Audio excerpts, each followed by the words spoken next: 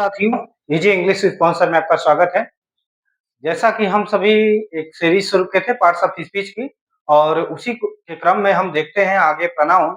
और प्रोनाउन का पहला वीडियो आपके सामने गया था, आपने ढेर सारा प्यार दिया, इसके लिए आप सभी का बहुत-बहुत धन्यवाद। आइए हम दूसरी वीडियो आपके सामने लेकर आए हैं प्रोनाउन से। जो भी डाउट है आप कमेंट सेक्शन में उसको छोड़ सकते हैं और कहने का तात्पर्य ये है कि जिसका भी बेसिक कमजोर थोड़ा पड़ता है पार्ट्स ऑफ स्पीच से रिलेटेड, कभी आपको चीजें नहीं समझ में आती हैं कि क्या है ये क्या है, लेकिन एक बार जब हमारा वीडियो देखते हैं तो आपको कॉन्सेप्ट बिल्कुल क्लियर हो जाएगा। ठीक है, तो इसके लिए हम शुरुआत करते हैं प्रोनाउन का दूसरा पार्ट, जो आपके लिए बेहद इंपॉर्टेंट होगा और बहुत ही सहायक होगा। ठीक है, तो शुरुआत करते हैं। छोटे यूट्यूबर हैं, हम भी शुरुआत किए हुए हैं, तो आपका प्यार चाहते हैं और जितना इजीली हो सकता है, जैसा कि चैनल का नाम ही है इजी इंग्लिश, तो उसी तरीके से हम एक देहाती लैंग्वेज में, बिल्कुल देहाती लैंग्वेज कहने का मतलब है कि बहुत ही आसान लैंग्वेज में हम आपको अंग्रेजी पढ़ाएँगे और चीज़ें आपको समझ में भी आएँगी। तो आपका प्यार चाहते हैं, बस आप इस वीडियो को लास्ट तक देखें, लोगों के साथ शेयर करें और चैनल को भी सब्सक्राइब करें। ओके? तो आइए शुरुआत करते हैं दूसरा पार्ट। ठीक?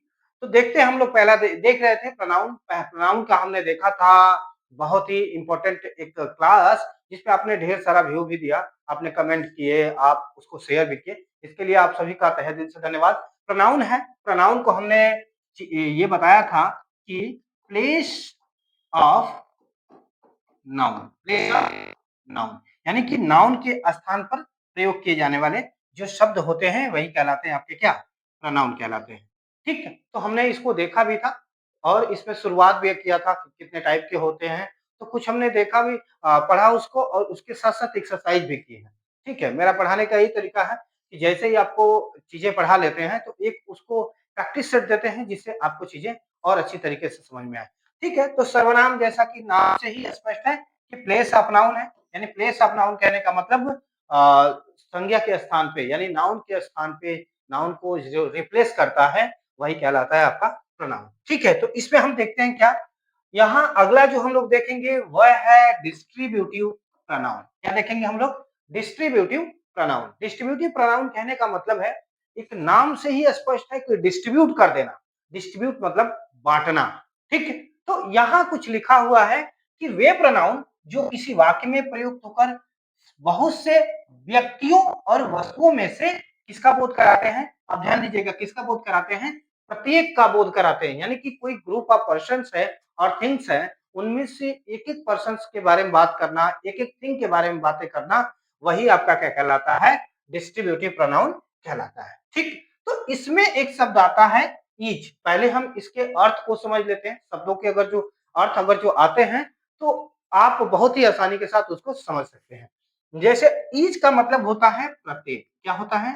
प्रत्येक। ओके? प्रत्येक। ठीक? या प्रत्येक व्यक्ति यानी किसी भी वाक्य में जब प्रयोग किया जाता है, तो यह प्रत्येक का बोध कराता है। जैसे आप यहाँ एग्जाम्पल लिख सकते हैं, each of you, each of you can go to see the Taj. बहुत ही अच्छी चीज है। कह रहा है कि ईच ऑफ यू यानी तुम में से प्रत्येक कैन गो टू जा सकते हो, क्या करने के लिए? देखने के लिए। क्या देखने के लिए? ताज को देखने के लिए, ताजमहल देखने के लिए तुम में से प्रत्येक जा सकते हो। मतलब एक-एक के बारे में बता रहा है, तुम प्रत्येक एक-एक लोग क्या कर सकते हो? जा सकते हो। ठीक? उसी तरीके से इधर है, इधर या आइदर इसको बोलते हैं। इसका जो हिंदी अर्थ होता है या फिर क्या बोलते हैं इसको? या तो। ठीक है? या बोलते हैं या फिर क्या बोलते हैं? या तो। ठीक है? तो इसी तरीके से इसका भी आप प्रयोग कर सकते हैं। आइदर मतलब इधर या आइदर, तो each either of you can go to see the Taj, यानी आप इसको लिख सकते हैं आइदर टी और कॉफी आई कैन ड्रिंक। ठीक है? या तो मैं टी पीऊंगा या फिर क्या पीऊंगा? कॉफी पीऊंगा। ऐसे आप इसको कर सकते हैं। ठीक है? इसके साथ एक जो शब्द आता है जब कंपेयर करते हैं, तो वहां पर आइदर के साथ जो जुड़ता है वह क्या होता है? और होता है। ठीक है? इसी तरीके से एक शब्द है नीदर या फिर नाइदर, तो इसको बोलते हैं ना या न तो, ना तो या फिर ना। ओके, तो इसका जो एक कंपैरेटिव वर्ड्स होता है, इसके साथ जो प्रयोग किया जाता है वह होता है नॉर। नाइदर के साथ जो प्रयोग किया जाता है वह क्या होता है? नॉर होता है। बहुत से बच्चे गलतियां करते हैं, आइदर के साथ नॉर जोड़ते हैं और नॉर के साथ सॉरी नाइदर के साथ और जोड़ते हैं। तो ये बार-बार पूछा जाता है, चाहे आप किसी भी क्लासेस से या कॉम्पिटिटिव एग्जाम आप देते हैं, तो उनमें भी ये चीजें पूछी जाती हैं। तो छोटे स्तर से आप पढ़ा रहे हैं हम 10वीं की या फिर जो भी ग्रामेटिकल पोर्शन तैयार करते हैं, जो छोटे बच्चे हैं 6 टू 8, 12 जैसे भी जिसका भी बेसिक कमजोर है, वो इन चीज़ों को क्या कर सकता है? पढ़ सकता है। ठीक है? तो नाइदर के साथ क्या जुड़ता है? नॉर और आइदर के साथ क्या जुड़ता है? और। ठीक इसी तरीके से नन का मतलब होता है कोई नहीं, कोई नहीं। नन का मतलब होता है कोई नहीं। ठीक? इसको भी देख सकते हैं, कोई नहीं। ठीक? इसी तरीके से ये 4 शब्द जो होते हैं वह क्या कहलाते हैं? डिस्ट्रीब्यूटिव प्रोनाउन कहलाते हैं। एक और चीज़ है, यह अगर सब्जेक्ट के रूप में प्रयोग किए जाते हैं, तो क्या है यह सिंगुलर होते हैं, इनके साथ कैसी वर्ब आती है? सिंगुलर वर्ब आती है। ठीक? आगे देखते हैं हम लोग, ये चीज़ें समझ में आ रही होंगी आपको। अगला जो है इंडेफिनिट, देखिए आपको अगर जो प्रोनाउन पढ़ने हैं तो उनके मीनिंग्स पे जाइए, आपको वो चीज़ें कन्फर्म हो जाती हैं, बिल्कुल क्लियर हो जाती हैं। क्या कह रहा है? Indefinite pronoun. इंडेफिनिट का मतलब होता है अनिश्चित। क्या बोलते हैं? अनिश्चित। ओके, तो ये कह रहा है कि वे प्रोनाउन जो किसी व्यक्ति या वस्तु की अनिश्चित संख्या या अनिश्चित परिमाण का बोध कराते हैं, यानी कि उसकी संख्या निश्चित नहीं होती है, उसका परिमाण भी क्या होता है, उसकी जो मात्रा होती है वह भी क्या होती है, निश्चित नहीं होती। देखिए बहुत ही इंपॉर्टेंट है आप सबके लिए, इनमें जो शब्द आते हैं वह होता है सम, सम होते हैं, उसके बाद फिर क्या है यह सम, उसके बाद आप देख सकते हैं any, only, many, much, few, little, all, nobody और उसके बाद नन और अदर। ये जो है आपके क्या कहलाते हैं? इंडेफिनिट प्रोनाउन कहलाते हैं। ये किस तरीके से प्रयोग किए जाते हैं, इनको भी हम देख लेते हैं, थोड़ा इसको भी जानने का प्रयास करेंगे। तो कहता है सम और मेनी, सम और मेनी का जो प्रयोग किया जाता है वह अनिश्चित परिमाण और अनिश्चित संख्या के लिए भी क्या किए जाते हैं? प्रयोग किए जाते हैं। यानी कि अनिश्चित परिमाण यानी मात्रा जो होती है और जो क्या होती है? अनिश्चित संख्या होती है, उन दोनों के लिए सम और मेनी का प्रयोग किया जाता है। जैसे देखते हैं, I have, I have some money in my pocket, या वॉलेट भी कह सकते हैं, जैसा भी हो। I have some money in my pocket, यानी कि सम मनी है, कुछ मनी है, यानी कुछ पैसे मेरे पॉकेट में है, वह क्या है? अनिश्चित है, यानी कि उसको बिल्कुल डिफाइन नहीं किया है कि इतना ही है, उसको क्या है? या इंडेफिनिट है, यानी कि अनिश्चित है कि मेरे पॉकेट में कितने पैसे हैं। उसी तरीके से दूसरा कहता है मच और लिटिल का प्रयोग वस्तु की जो मात्रा होती है उसको दर्शाने के लिए किया जाता है, यानी कि मच और लिटिल जो होते हैं वह वस्तु की क्या करते हैं? मात्रा को दर्शाते हैं। यानी कि जैसे आप बोल देते हैं इस तरीके से कि आई have, I have much milk, I have much milk, मेरे पास पर्याप्त, मच का मतलब होता है पर्याप्त, पर्याप्त क्या है? दूध है, कितना है? इसकी मात्रा जो है वह क्या है? अनिश्चित है। उसी तरीके से मेनी और फ्यू, देखिए यहाँ पर मेनी और फ्यू कह रहा है व्यक्तियों या वस्तुओं की क्या करते हैं? संख्या का बोध कराते हैं, यानी कि मेनी और फ्यू जो होता है वह वस्तु की क्या करते हैं? संख्या का बोध कराते हैं। सेम उसी तरीके से सम, एनी और आल, इसको इंपॉर्टेंट है ये चीजें आप सबके लिए। सम का प्रयोग, एनी का प्रयोग या आल का प्रयोग वस्तुओं या व्यक्तियों की मात्रा और संख्या, इन दोनों का क्या करते हैं? बोध कराते हैं। आई होप ये चीजें आपको अच्छी तरीके से समझ में आ रही होंगी। धन्यवाद आप सभी का कि इतना आपने प्यार बनाया है इस पे, तो आप इसी तरीके से आगे भी हमारे वीडियो में बने रहें, ताकि आपको चीजें जो हैं वह बहुत ही आसानी के साथ समझ में आए।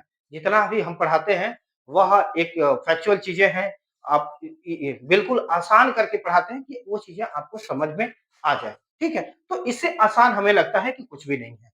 ठीक है, आगे देखते हैं हम सभी। अगला जो कह रहा है वह है रिफ्लेक्सिव प्रोनाउन। क्या है यह? रिफ्लेक्सिव प्रोनाउन, रिफ्लेक्ट करना, रिफ्लेक्टिव प्रोनाउन कह रहा है कह रहा है कि वे प्रोनाउन बहुत ही इंपॉर्टेंट है, बहुत बार पूछा जाता है। ये एक रिफ्लेक्टिव और एम्फैटिक दोनों में थोड़ा-सा भेद करना अंतर हो जाता है। तो सभी लोग इसका विशेष तौर से ध्यान दें, इसको ध्यान से आप पढ़ें। बहुत बार ये चीज़ें आ जाती हैं, तो आप उसके में भेद नहीं कर पाते हैं कि क्या है यह चीज़ें। ठीक है, तो रिफ्लेक्टिव प्रोनाउन क्या कहलाता है? कहता है वे प्रोनाउन जो किसी काम का प्रभाव, किसका प्रभाव? काम का प्रभाव किस पे डालते हैं? सब्जेक्ट पर दर्शाते हैं। ठीक है, सब्जेक्ट पर दर्शाते हैं, अन्य किसी पर नहीं, रिफ्लेक्टिव प्रोनाउन कहलाते हैं।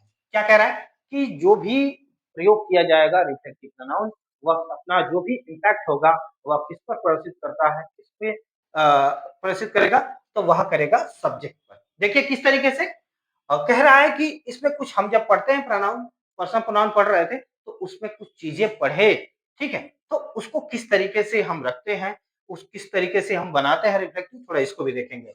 आपने पढ़ा था उसमें पजेसिव प्रोनाउन, पजेसिव प्रोनाउन में आपने पढ़ा था माई, हिम, हर, ठीक है? माई इस तरीके से आपने पढ़ा था। हिम इसका हर होता है, लेकिन यहाँ ऑब्जेक्टिव लिया गया है, ठीक? तो यहाँ देखिए आप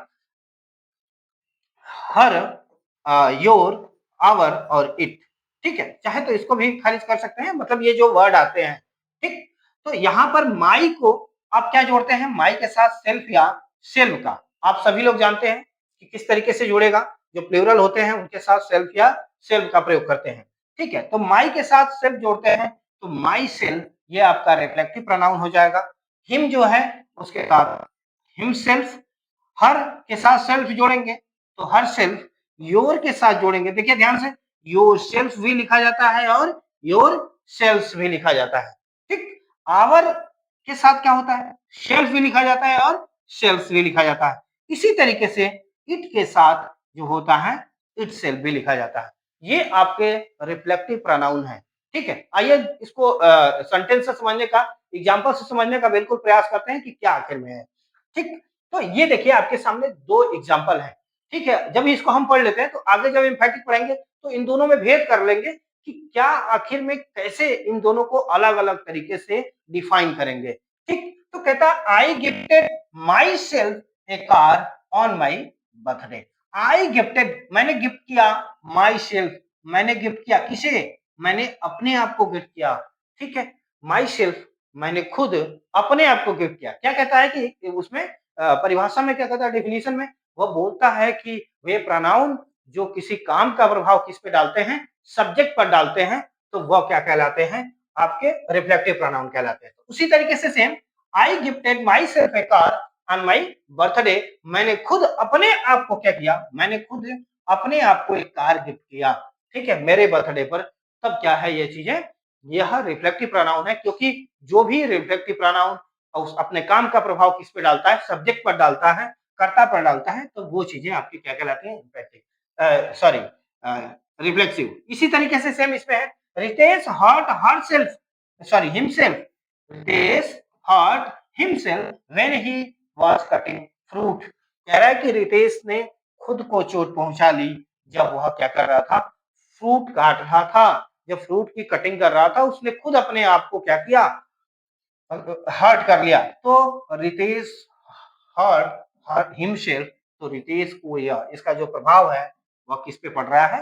रितेश पर पड़ रहा है, इसलिए ये भी क्या कहलाएगा? आपका रिफ्लेक्टिव प्रोनाउन, ठीक है? उसी तरीके से आगे देखते हैं इसमें, अगला जो है वह होता है एम्फैटिक प्रोनाउन, एम्फैटिक, ठीक है?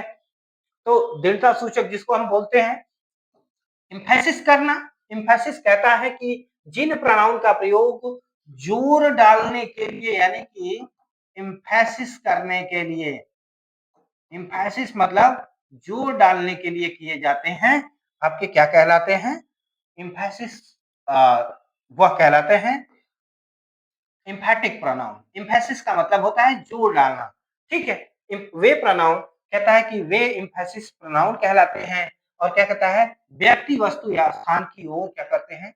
ये कहीं और से लग रहा है, ओह सॉरी, कोई दिक्कत नहीं, इसको कट करते हैं, टाइपिंग मिस्टेक है, ठीक है? ये चीजें देखिए, कहता है जिन प्रोनाउन का प्रयोग जोर डालने के लिए किया जाता है वे एम्फैटिक प्रोनाउन कहलाते हैं, ठीक है? इनफैक्ट जोर किस पे डालते हैं? सब्जेक्ट पर डालते हैं। ये एम्फैटिक प्रोनाउन जोर किस पर डालते हैं? एम्फैसिस किसको करते हैं? सब्जेक्ट को करते हैं। तो सेम उसी तरीके से यहां देखिए लिखा है यहां कि ही हिमसेल्फ, अबे उसने खुद, कह रहा है उसने खुद फिल द फॉर्म, जोर डाल रहा है बिल्कुल, एक उसने खुद, यानी कहने का मतलब है कि वह उस सब्जेक्ट पर क्या कर रहा है? दबाव डाल रहा है, जोर डाल रहा है, यानी कि कहने का मतलब है उसको आइडेंटिफाई कर रहा है। उसने खुद क्या किया? फिल द फॉर्म, उसने खुद फॉर्म भरा है, फिल किया है। You yourself should go there, तो वह खुद वहां उसे खुद या फिर सॉरी, आपको खुद वहां जाना चाहिए। ठीक है, तो यहाँ पर कह रहा है कि आपको खुद वहां जाना चाहिए, यानी कि यू योर सेल्फ, यानी कि जब कोई भी एक और चीज समझ सकते हैं थोड़ा सा ट्रिकी टाइप, कि सब्जेक्ट के साथ अगर जो इम्फेटिक या फिर रिफ्लेक्टिव प्रोनाउन जो है वह जुड़े रहते हैं, तो वह रिफ्लेक्टिव ना होकर के क्या कहलाते हैं? इम्फेटिक प्रोनाउन कहलाते हैं। ठीक है, तो वही सारी चीजें हैं बिल्कुल। ठीक है, ये कहता है रिफ्लेक्टिव प्रोनाउन और इम्फेसिस प्रोनाउन एक ही होते हैं, लेकिन भाव के अनुसार, किसके अनुसार? भाव के अनुसार जो होते हैं वह अलग होते हैं, भाव के अनुसार। ठीक है, जो क्या होता है? भाव के अनुसार, भाव के अनुसार क्या होते हैं? अनुसार अलग अलग होते हैं।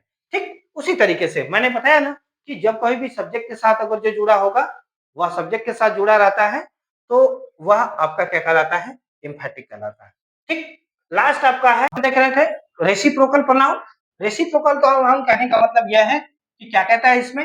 वे प्रोनाउन जो परस्पर समान भाव प्रकट करते हैं, क्या करते हैं?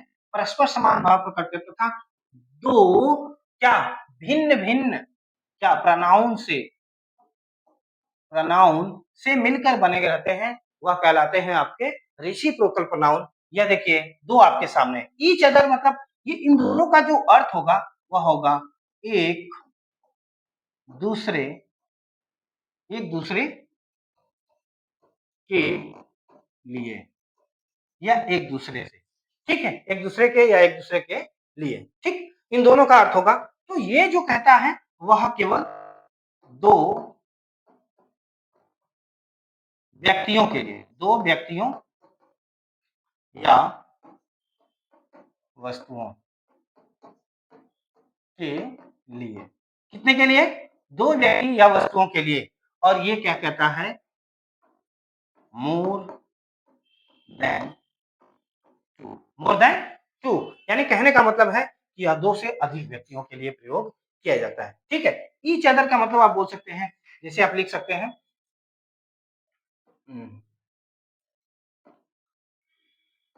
Ram and Sita love each other, each other, Ram और सीता एक दूसरे से क्या करते थे? प्रेम करते थे। ठीक है, ये चीजें बोल सकते हो।